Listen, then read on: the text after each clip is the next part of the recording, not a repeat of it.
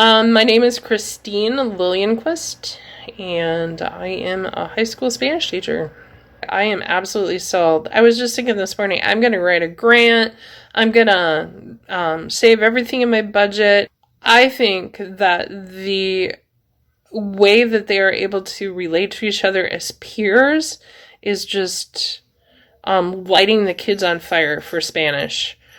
It's become, I've got a friend I can talk to, and I'm excited for my next meeting. It's going to be fun. I have this vision of my students sitting around on their computers with their headphones on, talking, to their partner in Latin America and doing Spanish, like having a convo day every week where we're doing this kind of thing.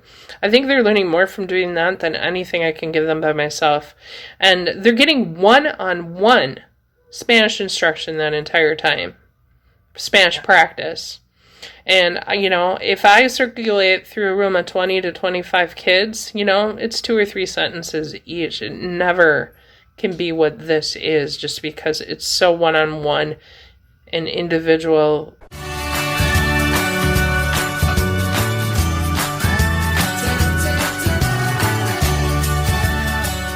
And how many of them are in each classroom? Obviously outside of the COVID-19, whenever you were in a physical classroom. Yeah. My Spanish 1 classes are my largest, my level 1s. They average about 25 students. Spanish 2 is about 20 students, and my level 3, which is for college credit through M State in Fergus Falls, Minnesota, that averages under 10. Okay. This year I just have 4 students in it. Okay, so that's pretty good in terms of the attention that you can give to each student, right? And last question about that is, how many classes per week? Is it every day? Yep, every day. I see 5 classes every day, Monday through Friday during the school year. Perfect. All right. So now let's talk about us a little bit. Why did you decide to introduce OCTB language exchange program into your with some of your students? Well, I was always very curious about it. I actually saw an advertisement on Facebook kind of a while ago, and I liked it and thought, oh, that's something to dig into at some point. And it just so happens that I saw an advertisement about the same time that the pandemic took hold in Minnesota, and we were put on quarantine in our homes, and I had to go to distance learning, and it popped up, and I clicked on it, and I thought, oh, this is something to look at for distance learning, since I can't be with my students as much and have conversations with them. And so I entered my information, and you contacted me, and we got things rolling right away. And within a couple of days, I had a practice session. I used my daughter, who's in one of my classes, as a trial run, and she was willing to do that. And it seemed like it could be something that had a lot of potential, so I thought we'd see what we could do with it. Fair enough.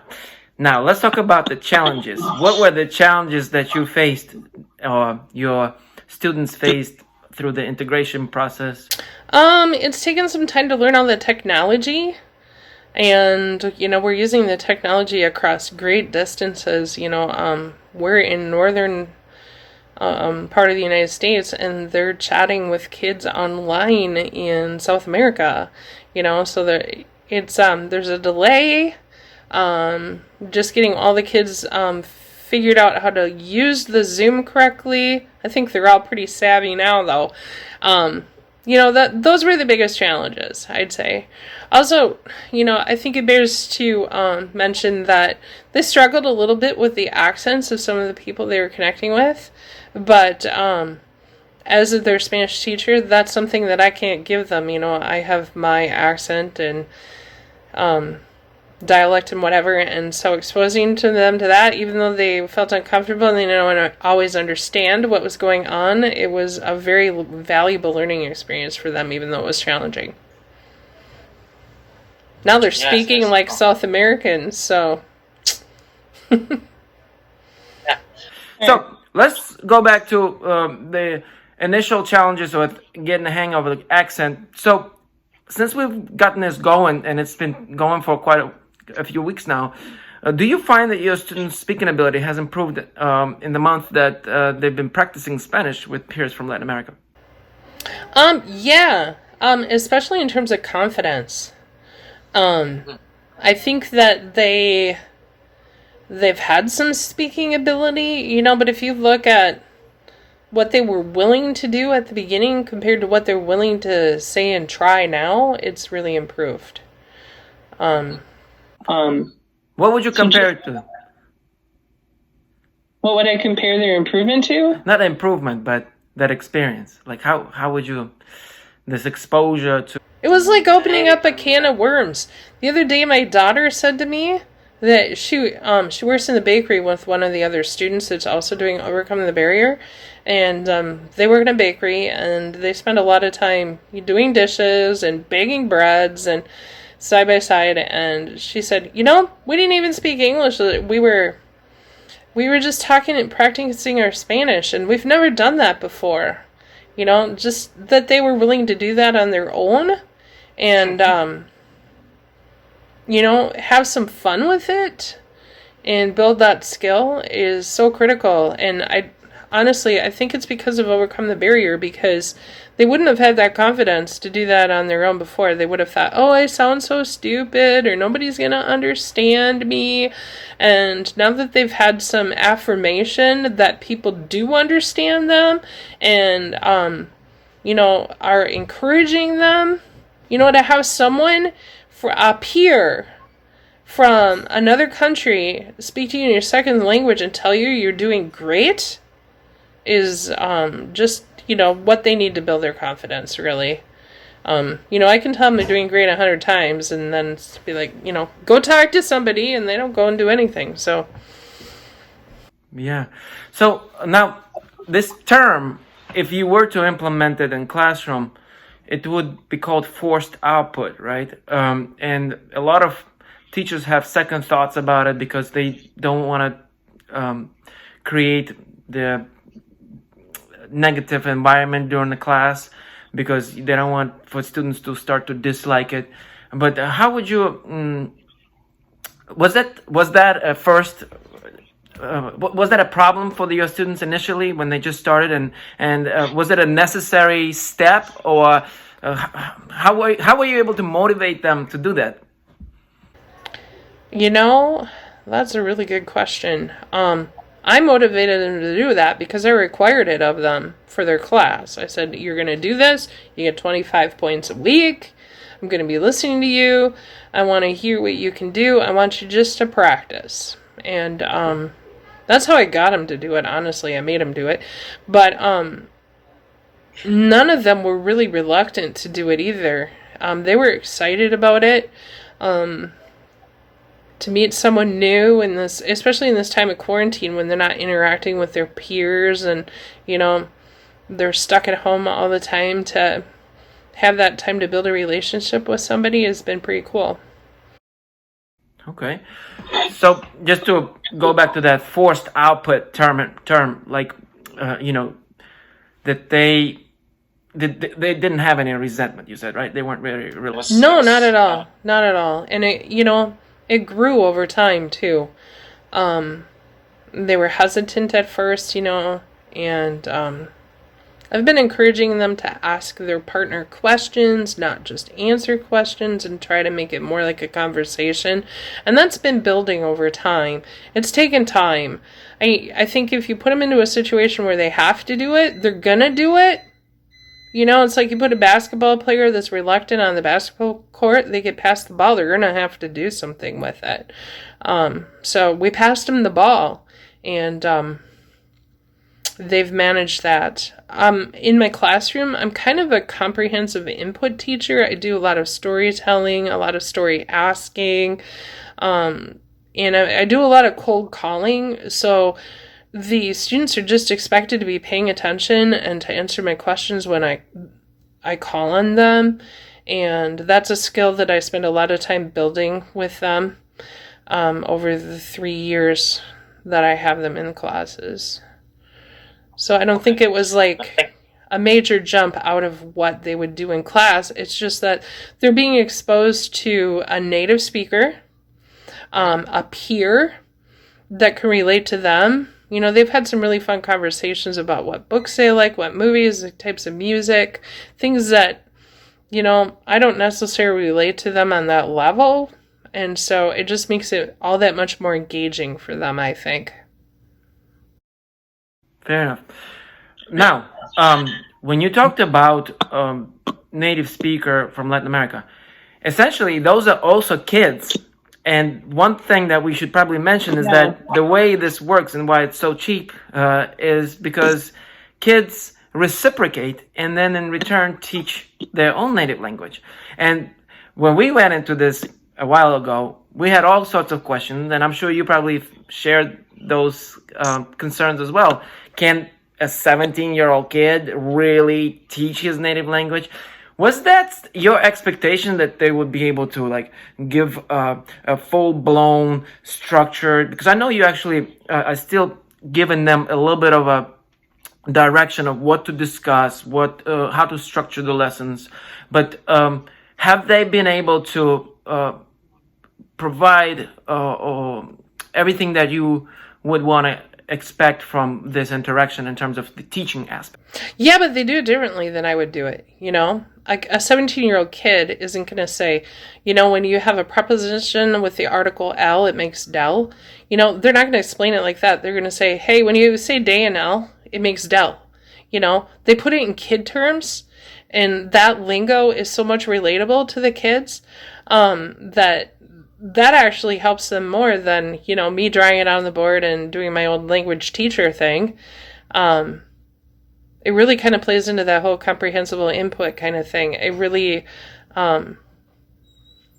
makes them respond more positively to those types of areas where they should show growth. So does it matter that the kid teaching my student doesn't know that that's an article and a preposition and, you know, we're combining them? No, it doesn't matter at all. What matters is that they're, you know, giving them the wording that they need in a good way. Now, when they hear it from that person, then the light bulb kind of goes on. Oh, yeah, my teacher talked about that in Spanish class. I know what that is. Why didn't I do that? You know?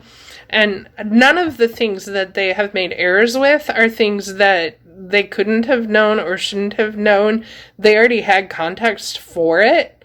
It's just that they're making those little slips in conversation. And they would never make those slips in front of me because they feel like I'm constantly judging and evaluating them. And so they hold back.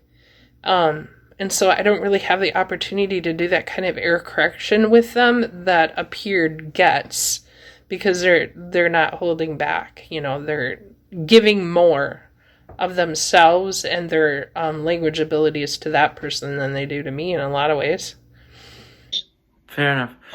Now, that brings me to two questions. First, the platform, when they actually teach, the peer, and your kids, when they reciprocate and they teach English, they are required to transcribe everything that the student says and then make corrections. So can you talk a little bit about those visual aspects or them tapping into this visual ability to visualize how they were understood and what the mistakes were in real time, and then even more so to do this thing called successful repetition through personal, because remember, these mistakes become fill in the blank exercise and stuff like that. How helpful was that, and what do you think about that aspect of the program?